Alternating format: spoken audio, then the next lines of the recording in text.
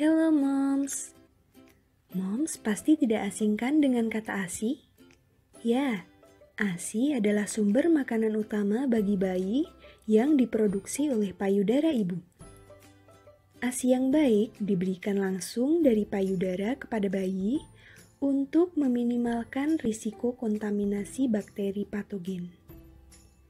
Tahukah Moms bahwa survei yang dilakukan di masyarakat ternyata menunjukkan bahwa masih ada loh moms yang masih belum paham apa itu ASI eksklusif. Jadi apa sih ASI eksklusif itu? ASI eksklusif adalah ASI murni yang diberikan kepada bayi selama kurun waktu 6 bulan. Selama pemberian ASI eksklusif tersebut, tidak diperkenankan untuk memberikan makanan lain seperti madu, sari buah, susu formula, bubur bayi, bahkan air putih sekalipun kepada bayi. Kenapa hal ini penting? Karena pencernaan bayi pada masa ini belum cukup sempurna dan belum siap untuk mencerna bahan makanan tadi.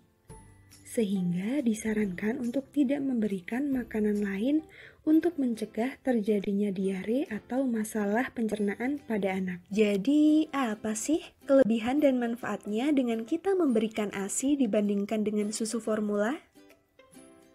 Yang pertama, hemat pengeluaran loh moms. Tentu saja, karena ASI diproduksi secara gratis oleh ibu, sehingga dapat meminimalisir biaya pengeluaran untuk membeli susu formula. Iya kan? Yang kedua, kandungan asam amino triptofannya memicu produksi hormon melatonin. Hormon ini berperan dalam mengatur pola tidur yang lebih baik pada bayi. Yang ketiga, dapat mendukung pertumbuhan dan perkembangan otak loh moms. Tahukah moms? Di dalam ASI mengandung sumber asam lemak omega 3, omega 6, dan DHA yang dibutuhkan untuk mendukung pertumbuhan dan perkembangan otak dengan cepat pada bayi. Yang keempat, merupakan sumber perlindungan terbaik bagi si kecil. Kenapa? Anak yang mendapatkan ASI eksklusif selama 6 bulan terbukti tidak mudah sakit dan tidak mudah terkena penyakit infeksi seperti diare atau pneumonia yang umum dijumpai pada anak.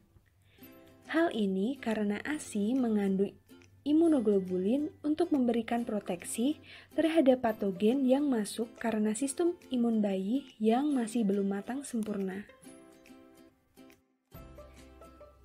Tahukah moms bahwa ASI mempunyai 3 jenis loh? Yang pertama adalah kolostrum. Kolostrum ini merupakan cairan yang keluar dari payudara ibu pertama kalinya yang berwarna kuning keemasan dengan konsistensi yang lebih kental dibandingkan dengan ASI.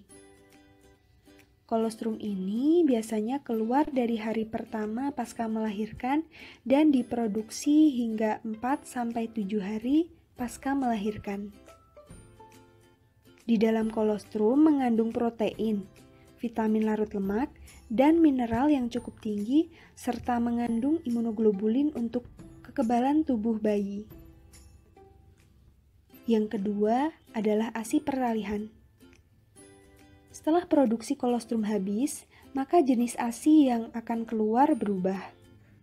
ASI transisi merupakan fase peralihan dari ASI kolostrum hingga nantinya menjadi cairan ASI yang sesungguhnya. ASI peralihan diproduksi dari hari ke-8 hingga hari ke-20 pasca persalinan. Jadi, apa sih perbedaannya dengan ASI kolostrum? Perbedaannya terdapat pada kandungan kalori, lemak, laktosa, dan vitamin larut air yang lebih tinggi pada ASI peralihan dibandingkan dengan ASI kolostrum. Sedangkan kadar protein dan mineralnya jauh lebih rendah dibandingkan dengan ASI kolostrum. Yang ketiga adalah ASI matur. ASI matur merupakan ASI yang diproduksi setelah 21 hari pasca persalinan yang mengandung karbohidrat, protein, dan lemak untuk pertumbuhan dan perkembangan bayi selama 6 bulan. Lantas, bagaimanakah cara mengenali bayi yang lapar dan menginginkan ASI dari ibu? Bayi yang ingin menyusu biasanya akan menunjukkan keinginannya dengan berbagai cara. Mulai dari bergerak aktif dengan kaki yang menendang-nendang, mulut yang bergerak seperti sedang menyusu dengan posisi kepala yang bergerak mencari payudara ibu. Namun, apabila bayi masih tidak menemukan sumber makanannya, akan menunjukkan pergerakan fisik yang lebih aktif, seperti melentingkan badan ke belakang, menjilati genggaman tangan, dan bergerak mengambil benda sekitar untuk dihisap. Apabila bayi masih tidak menemukan sumber makanannya, biasanya wajahnya akan menjadi kemerahan, mulai gelisah, dan menangis. Apabila sudah seperti ini, maka sebelum bayi disusui harus ditenangkan terlebih dahulu untuk mencegah bayi tersedak saat menyusu. Dalam proses menyusui, tak jarang moms mengalami kendala. Beberapa di antaranya adalah puting susu yang lecet karena posisi pelekatan mulut bayi yang tidak tepat. Yang kedua, karena payudara yang bengkak akibat produksi ASI yang meningkat. Hal ini ditandai dengan payudara menjadi keras, nyeri, dan berdenyut. Dan yang terakhir, ada radang payudara atau mastitis. Mastitis adalah radang pada jaringan payudara dengan gejala yang timbul meliputi demam, flu, nyeri, panas, merah, payudara menjadi keras dan bengkak, yang biasanya terjadi 1 hingga 3 minggu setelah persalinan akibat penyumbatan saluran susu.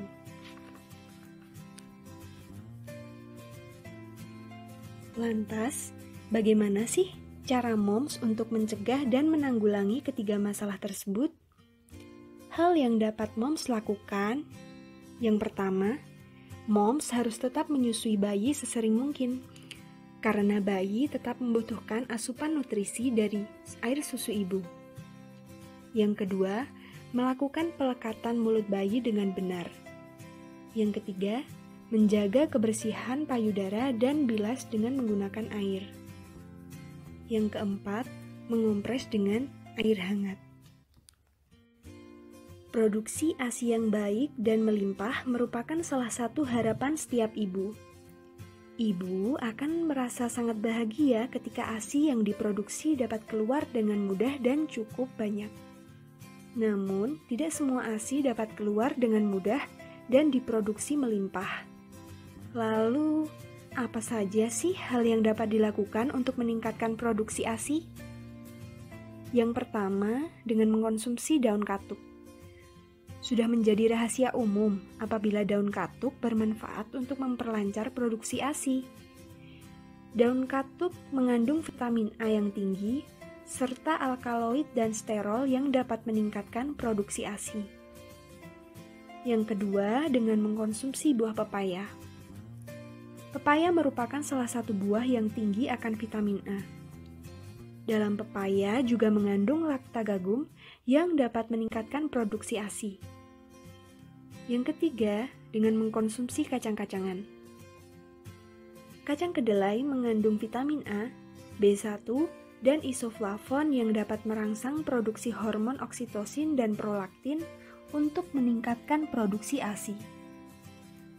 Selain itu, makanan yang dapat meningkatkan produksi ASI adalah wortel, sayuran hijau, dan pare. Berikut merupakan fakta dan mitos yang berkembang di lingkungan ibu menyusui. Menyusui merupakan cara alami loh moms untuk mengembalikan bentuk tubuh moms seperti semula. Hal ini karena menyusui dapat membantu menurunkan berat badan moms. ASI merupakan obat alami bagi bayi yang mengalami diare.